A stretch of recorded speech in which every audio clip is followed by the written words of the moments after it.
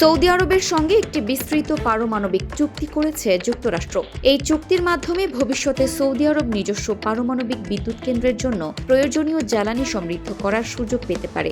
Iran যুদ্ধকে কেন্দ্র করে সৌদি আরব ও যুক্তরাষ্ট্রের মধ্যে টানাপোড়েন চলছিল। নতুন চুক্তিটি দুই দেশের কৌশলগত সম্পর্ককে দৃঢ় করবে বলে আশা করা হচ্ছে।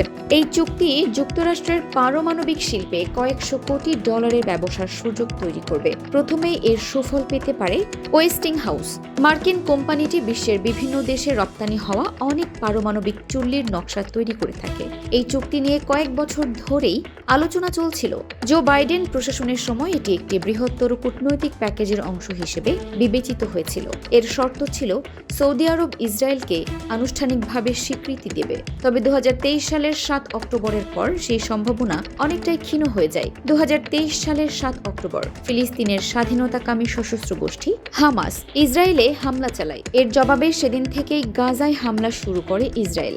এমন পরিস্থিতিতে মার্কিন প্রেসিডেন্ট ডোনাল্ড ট্রাম্প যুক্তরাষ্ট্র সৌদি আরবের বেসামরিক পারমাণবিক সহযোগিতার প্রস্তাব থেকে ইসরায়েলকে স্বীকৃতি দেওয়ার শর্তটি তুলে দেন। চলতি বছর ইরান যুদ্ধের সময় সৌদি আরব তেহরানের ক্ষেপণাস্ত্র হামলা প্রতিহত করতে যুক্তরাষ্ট্রের সরবরাহ করা ক্ষেপণাস্ত্রের ওপর নির্ভর করেছে। তবে মধ্যপ্রাচ্যে যুক্তরাষ্ট্রের নীতি, বিশেষ করে ইসরায়েলের সঙ্গে দেশটির ঘনিষ্ঠ সম্পর্কের বিষয়টি সৌদি আরব ও উপসাগরীয় অন্যান্য আরব দেশের জন্য নিরাপত্তার ঝুঁকি বাড়াচ্ছে কিনা তা নিয়ে সৌদি কর্মকর্তাদের মধ্যে উদ্বেগ রয়েছে। আংশিকভাবে এ কারণেই সৌদি কূটনীতিকেরা ইরানের সঙ্গে আলোচনা চালিয়ে যাওয়ার চেষ্টা করছেন। 2023 সালের চীনের মধ্যস্থতায় হওয়া এক চুক্তির মাধ্যমে সৌদি আরব ও ইরান কূটনৈতিক সম্পর্ক স্বাভাবিক করে।